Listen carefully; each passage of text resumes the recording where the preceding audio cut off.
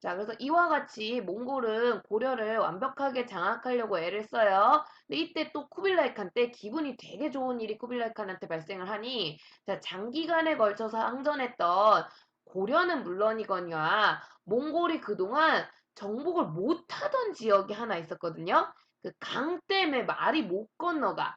남송 기억나요, 여러분? 남송? 이 남송이 쿠빌라이 칸 때 정복이 되거든요.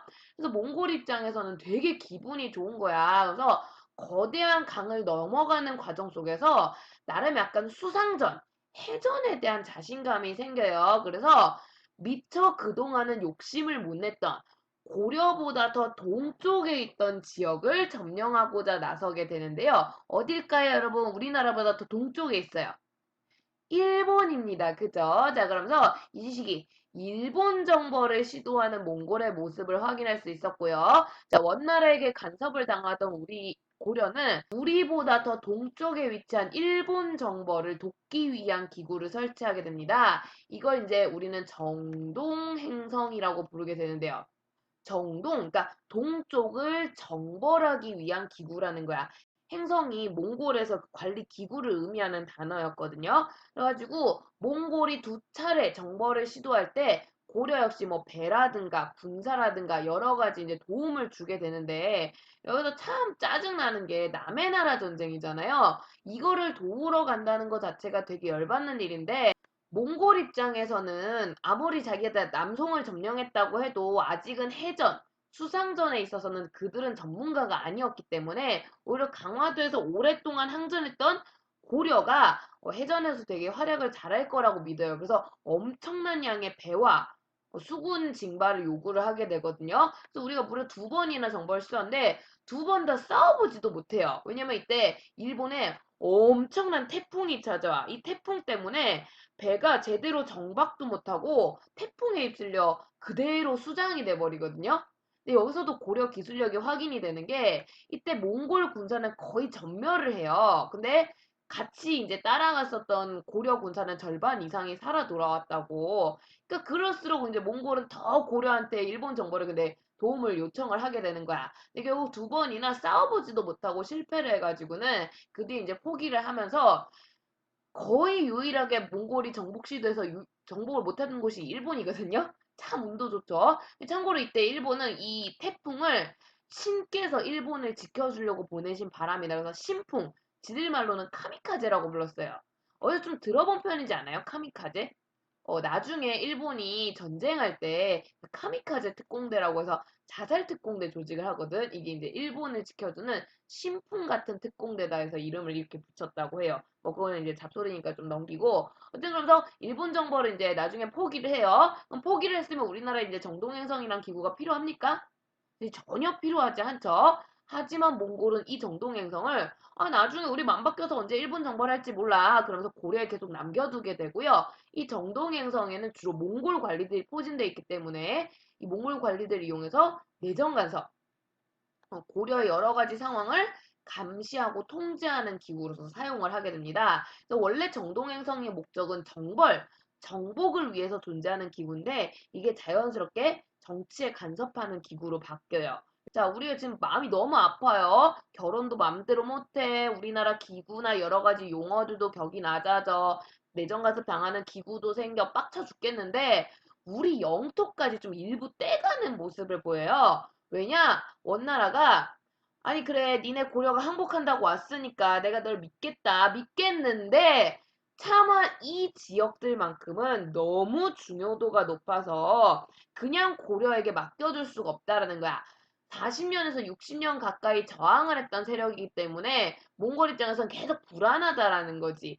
그래가지고 이 불안함을 달래기 위해서 아주 핵심적인 이 세 군데만큼은 우리 원나라가 직접 지배를 하겠다. 즉 여기는 고려 땅이 아니야. 몽골 땅으로 삼아서 지배를 하겠다라는 건데요. 얼마나 중요한 지역이길래 이러냐? 일단 첫 번째, 북진 정책의 한때 기지로서 고려 제2수도로서 강력한 군사력을 지닌 굉장히 중요한 의미를 지닌 지역이에요. 자, 북진 정책 제2수도 딱 나와야지 어딜까?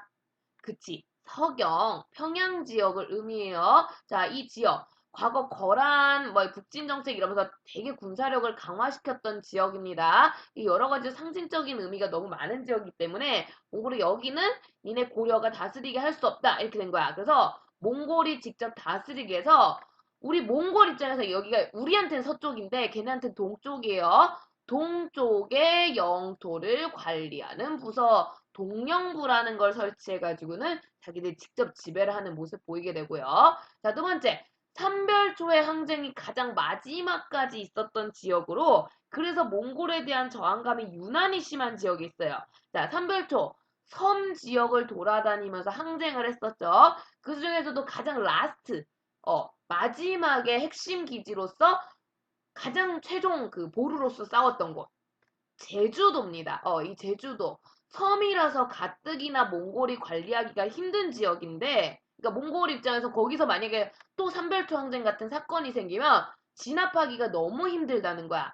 그런 것들에 막기 위해서 애초에 그냥 제주도 자체를 지들이 관리하겠다라는 거고요. 근데 이 제주도가 과거에는 옛날 드라마 제목이기도 했는데, 탐라라는 이름으로 불렸었거든요. 혹시 들어본 적 있는지요? 오늘따라 왜 이렇게 글씨가 깨지지? 탐라 지역의 문제를 총괄하는 부서다라고 해가지고 탐라 총관부라고 해가지고 이런 기구를 설치해요. 왜 탐라인지 이해 갑니까? 그래서 제주도를 총관리하는 부서라는 거지. 요런 식으로 제주도를 자기 영토로 삼아서 직접 관리를 하게 되고요. 마지막 원나라와 고려가 바로 마주보는 지역이라서 이 지역은 좀 관리가 필요할 것 같아. 라고 하면서 이제 가져간 지역이 있어요. 요거는 우리가 조금 듣보잡이라 교과서 지도를 보시면 좋을 것 같은데요. 적혀있듯이 교과서 137쪽. 교과서 137쪽 보시면 거기에 화주라는 지역이 보일 거예요. 보입니까? 가장 그 동쪽 구석탱이에 이 화주라는 지역이 국경지라서 천리장성 바로 밑에 있거든요.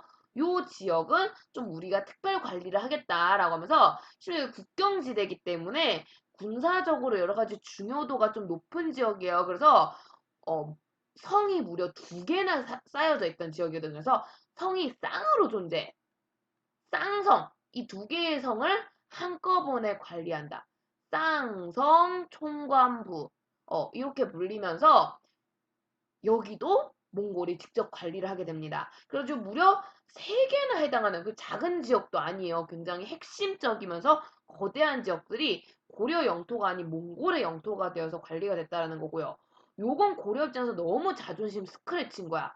그래도 좀 너무하지 않냐. 특히 우리가 옛날에 배웠듯이 원래 왕들이 가장 잘 나간다. 나 되게 괜찮은 임금이야. 보여주는 대표 사업이 영토 확장이거든요.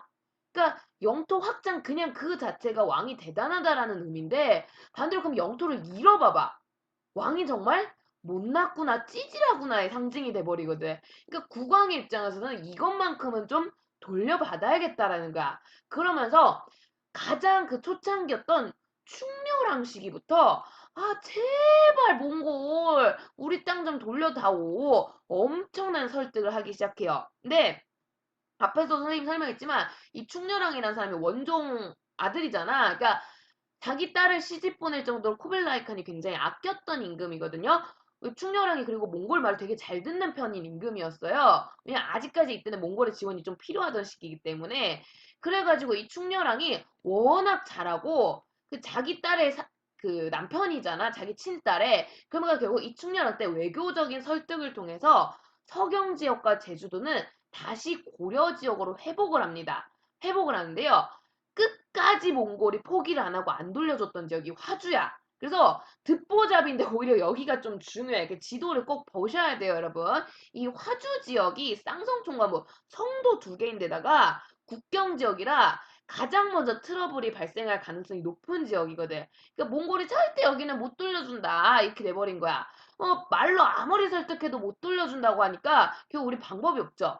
군사적인 힘으로 되찾을 수밖에. 근데 이게 몽골이 강성할 때, 강력할 때는 되찾기 힘들잖아. 그래서 나중에 몽골의 힘이 약해지는 시기. 그 시기 이제 공민왕 때거든요. 우리 수행평가 주제인 임금이죠. 그래서 이 공민왕 시기에 무력으로 군사적으로 회복하는 모습이 나타나게 됩니다. 그래서 나중에 공민왕 업적할 때 한 번 더 언급을 할 거니까 좀 기억을 해주시면 좋겠고요.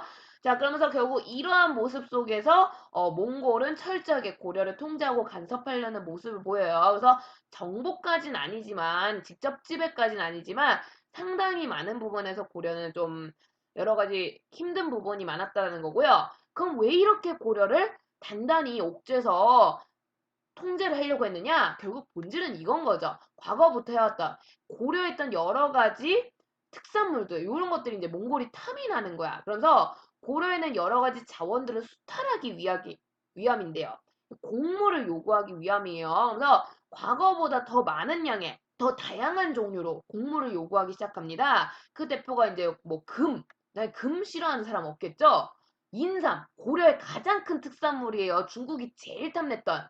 나중에 이것 때문에 전쟁 날 뻔도 하거든요. 조선시대에도. 그 정도로 되게 인기가 많았던 특산물. 인삼, 요런 물적 자원들 탐을 내고요. 특히 또 몽골이 되게 좋아했던 것 중에 하나가 고려 매예요, 매. 당시 해동청이라는 이름으로 불렸던 매인데, 야, 동물들도 약간 똑똑이 수준이 같은 종이라도 차이가 있단 말이야. 그런 점에서 이 고려의 매가 훈련을 시킨다거나 이럴 때 되게 잘하나 봐요. 그래서 사냥의 특산물이어가지고 매사냥이 몽골의 인기 취미였거든.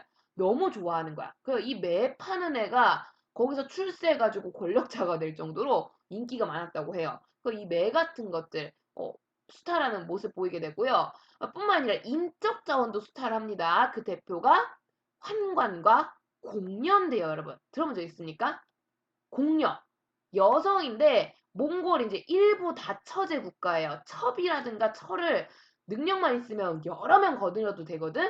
근데 또 그 몽골 여인들은 어린 시절부터 기마 생활하고 밖에서 무술 훈련하고 그러면서 좀 거칠고 투박한 면이 있는 반면 이제 몽골은 근데 원래 그게 익숙했어. 근데 고려 여인들은 막 불교 믿고 실내 생활하고 그러니까 뭔가 피부도 뽀얗고 살결도 부드럽고 좀 나긋나긋하고 이게 한 번 빠져드니까 남성 중심 시대 아니야. 그 시대에서 이 나긋나긋한 고려 여인들이 너무 몽골인들 입장에서 매력적인 거야. 그러면서 굉장히 공녀라는 이름에 곡물로서 바치는 여자예요.